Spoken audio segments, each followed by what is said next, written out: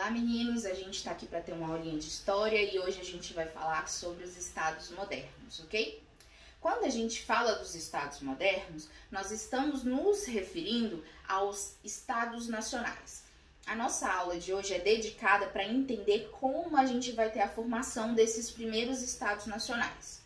Primeiro a gente tem que falar da Baixa Idade Média, porque é bem ali que vai começar a acontecer o contexto para que futuramente os estados nacionais fossem formados.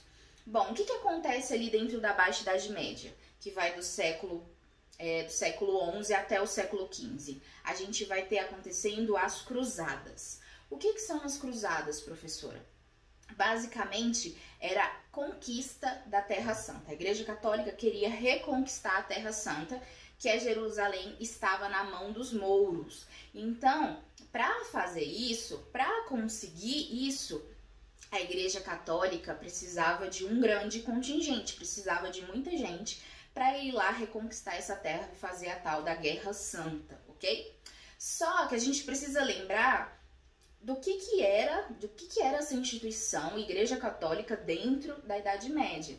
A gente sabe que a Igreja Católica, ela detinha todo o conhecimento, né? E ela fazia mesmo aquele monopólio, só ela tinha e ela não passava adiante. Com essa necessidade de um novo contingente, né? De um grande contingente para ir até Jerusalém e realizar a reconquista, o que acontece? Eu costumo dizer que a Igreja Católica deu um tiro no próprio pé.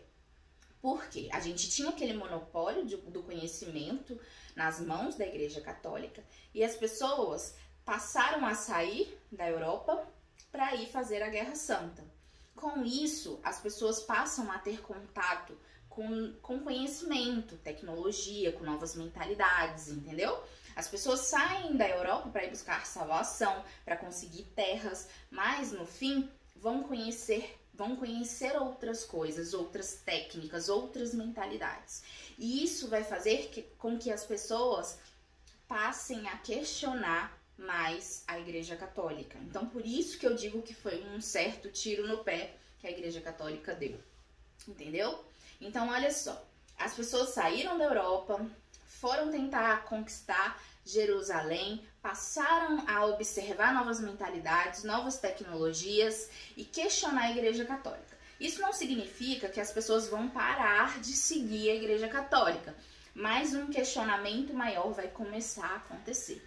E aí a gente vai ter a saída, né? As pessoas vão começar a sair do feudalismo, porque não vão ser mais aquelas pessoas tão fiéis ao seu senhor, não vão só trabalhar para ele. Prestem atenção, é nesse momento que a gente vai ter o surgimento dos burgos. O que são os burgos, professora? São as primeiras cidades medievais muradas. Prestem atenção, na Idade Média, dentro dos feudos, não existiam muros. Por quê? Porque a gente tinha o senhor feudal ali fazendo a proteção com os cavaleiros. Ele tinha aquele exército e fazia a proteção do seu feudo, ok? Agora, com os burgos, não tem mais o senhor feudal. Então, eles precisam dessas cidades muradas para uma certa proteção, ok?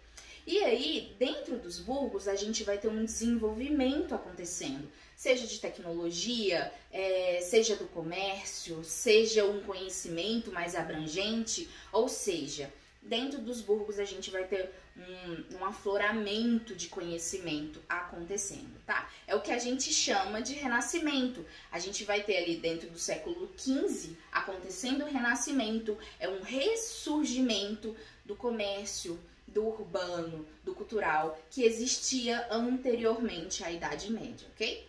Então a gente tem um reino, dentro desse reino a gente vai ter feudos acontecendo, mas em contrapartida a gente também já vai ter os burgos surgindo, ok?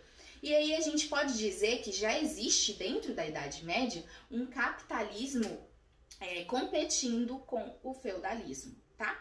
Então vamos lá. Eu falei em reinos, né? Reinos possuem reis. E aí, onde é que estavam os reis nessa época da Idade Média? É porque eles não possuíam tanto poder nesse momento.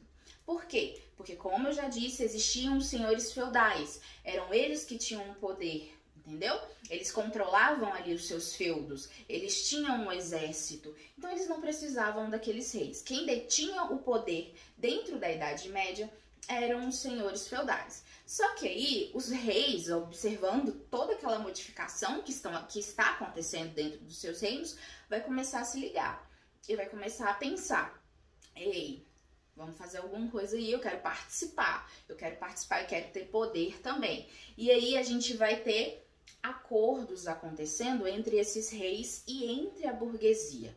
Prestem atenção, a burguesia, ela tem o poder econômico e o rei vai começar a ter o poder político, tá? Então a gente tem essa burguesia crescendo dentro da Idade Média, os feudos perdendo força e os reis querendo participar de tudo isso, ok? A partir desse momento nós vamos ter a transformação do reino em Estado Nacional. Então vamos lá, já disse para vocês, a burguesia ela vai ser responsável pelo primeiro investimento econômico, tá? Pelo inicial investimento econômico. E o rei vai fazer o quê? Ele vai pegar a parte política. Então ele vai fazer a administração daquele reino. Ele vai formar as primeiras leis, ok? A gente vai ter ali ele formando, né? Criando unidade monetária, pesos, medidas, limites territoriais, tributos. Tudo isso para ajudar, de certa forma, a burguesia, ok? E aí, eu vou citar para vocês aqui agora alguns dos primeiros estados nacionais que foram surgindo com todo esse processo que eu tô falando para vocês. A gente vai ter Portugal, a gente teve dentro de Portugal o que a gente chama de Revolução de Aves. Dom João de Aves, né, que era o rei do reino de Portugal, vai ter uma guerra contra o reino de Castela, que é um dos reinos que vai formar a Espanha ali, tá?